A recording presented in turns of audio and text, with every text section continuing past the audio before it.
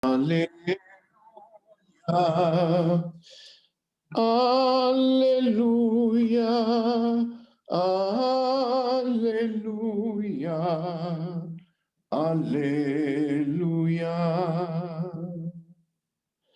Dios ha reconciliado consigo al mundo por medio de Cristo y nos ha encomendado a nosotros el mensaje de la reconciliación.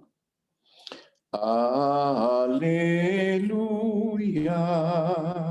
aleluya, aleluya, aleluya, aleluya,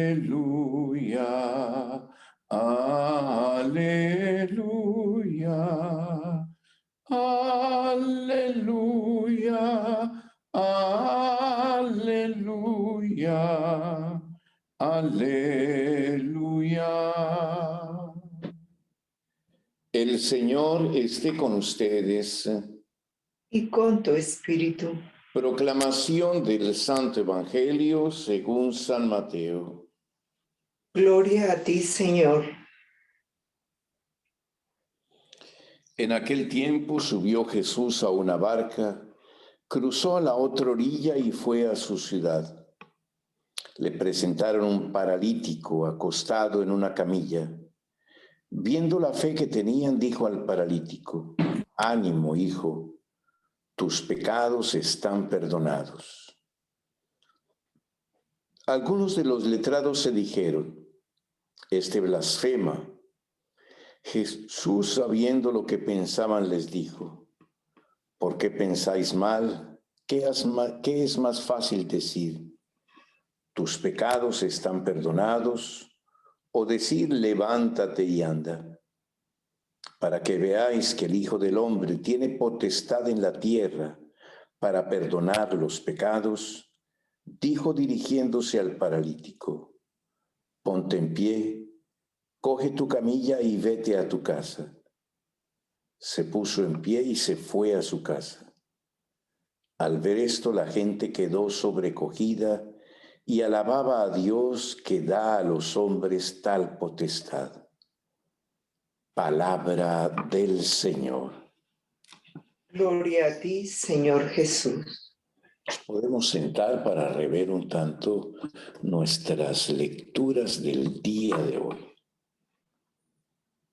La historia de Abraham, como bien lo escuchamos, no termina solo en el nacimiento de Isaac. La historia de Abraham va hasta la montaña, en que él con su hijo camina hacia un lugar dedicado a ofrecer sacrificios a Dios. Y él sube con su hijo sin tener un cordero en sus manos. El cordero va a aparecer después. Y este cordero va a reemplazar a la víctima, que debería ser su propio hijo Isaac, el hijo de la promesa. El hijo tan esperado, el hijo único, el hijo que es su propio futuro, su propio destino, su propio mañana.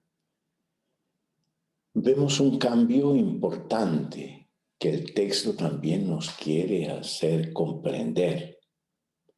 Había en la tierra de Canaán, en la época de Abraham, muchos sacrificios humanos, muchos sacrificios que se ofrecían a Dios, como si Dios quisiera estos sacrificios y exigiera para apaciguar un tanto su ira o su reacción en frente de la condición humana y de la dificultad para reconocerlo. Y es aquí en donde este cambio comienza a mostrar que el nacimiento de Israel, porque Israel va a comprender algo muy importante que Abraham va a tener que comprender. Por eso muchas veces este relato se llama el sacrificio de Abraham y no el sacrificio de Isaac. Es decir, Abraham tiene que sacrificar la idea de Dios que él tiene en su cabeza y que tal vez está en torno de él, por una idea nueva, un Dios verdadero, un Dios que va a revelarse como aquel que quiere la vida y que no quiere más estos sacrificios. Es el Dios del amor, es el Dios que va a ofrecer a alguien que sustituya a estas víctimas. Y por eso va a aparecer el Cordero allí en la cima. Y un Cordero que se ofrece para el sacrificio. Un Cordero que Abraham va a ofrecer en lugar de su hijo Isaac. Este Cordero va a representar algo mucho más grande, que es el Cristo que viene a asumir todas esas imágenes de Dios que nosotros tenemos un tanto truncadas o malentendidas o tal vez metidas en nuestro corazón y en nuestra cabeza. El Dios que es cruel, el Dios que exige, el Dios que pide, el Dios que coloca al hombre en contradicción tal vez en su corazón y en los deseos verdaderamente humanos que hay en él, ¿no?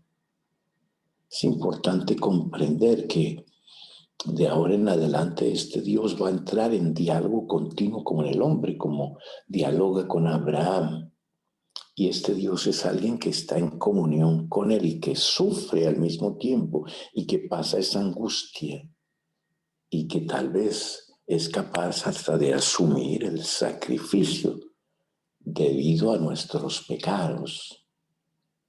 Y entonces va a aparecer esta figura del Cordero en la que Jesús va a asumir esa condición de aquel que viene a ofrecerse en un acto de amor sin medida que va a revelar el acto mismo de Dios que perdona, que no necesita de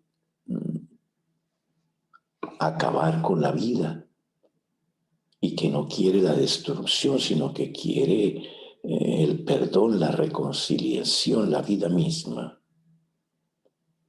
Cómo es importante que pasemos por este sacrificio por el que Abraham tiene que pasar,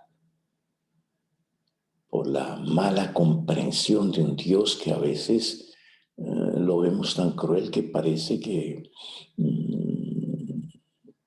es hecha pues a nuestra medida, según nuestros sentimientos, un Dios que se venga, un Dios que intenta como destruir, que no quiere que la vida como que encuentre su plenitud. No es así como el Cristo quiere vencer sobre el mal, ¿no? Lo que Dios quiere es salvar la persona, ayudarla. Lo que Él está condenando no es la persona misma, sino el pecado, el error, que sepamos reaccionar, que cambiemos de vida, que seamos capaces de comprender ese Dios que nos quiere encontrar, llevarnos hacia la plenitud, hacia una vida verdadera, más profunda. Y es esto precisamente lo que Abraham, al bajar de la montaña, ha comprendido en la alegría de abrazar a su hijo Isaac y de saber que el Dios con el cual él entra en comunión y en relación es el Dios de la vida, es el Dios de la vida.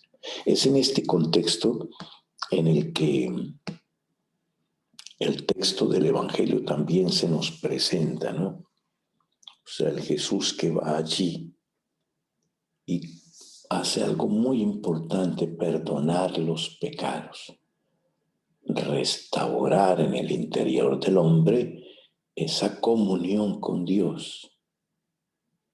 Y los que están en torno entonces se escandalizan, porque dicen: ¿cómo puede perdonar los pecados? ¿Cómo puede existir un perdón para el pecador? ¿Cómo puede él expresar este perdón de ese amor de Dios que está allí? ¿Cómo comprender ese Dios que perdona, ese Dios que se acerca, que sufre, que quiere la salvación, que incluso carga sobre sus espaldas nuestra fragilidad, que lucha con nosotros, que está allí para transformarnos, para tal vez purificar esa idea que tenemos a veces de la vida y de Dios mismo, ¿no? Ese es el Jesús que aparece allí. Y entonces realiza un signo importante, que no es más importante que este primero, sino que es el signo que muestra que Dios puede perdonar, que Dios puede tener misericordia y que lo propio de Dios es la misericordia, el perdón, y que en este acto de misericordia Él quiere también intervenir para mejorar nuestra condición de vida y, ¿por qué no?, para realizar esta cura de la cual tal vez todos se dan cuenta.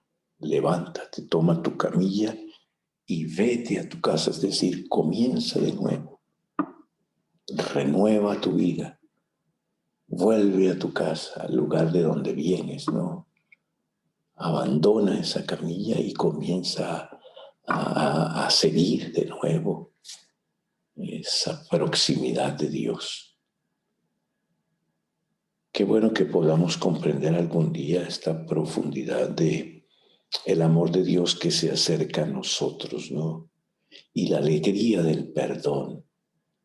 Pero no puede existir perdón en donde no nos reconocemos frágiles, pecadores, necesitados de este amor que perdona, que reconcilia. Tenemos que creer en esa actitud de misericordia de Dios. Dios viene para reconciliarse con nosotros y para establecer una comunión con nosotros. Pero nosotros también tenemos que darnos cuenta de aquello que tenemos que transformar, que cambiar y reconocer que eso no está bien en nuestra vida, que eso nos destruye, que eso nos hace daño. Eso no es lo que Dios está queriendo, no ese es el Dios que vamos a encontrar, no es el Dios que es comunión, que es proximidad y que quiere encontrarse con nosotros allá en lo profundo de nuestro corazón.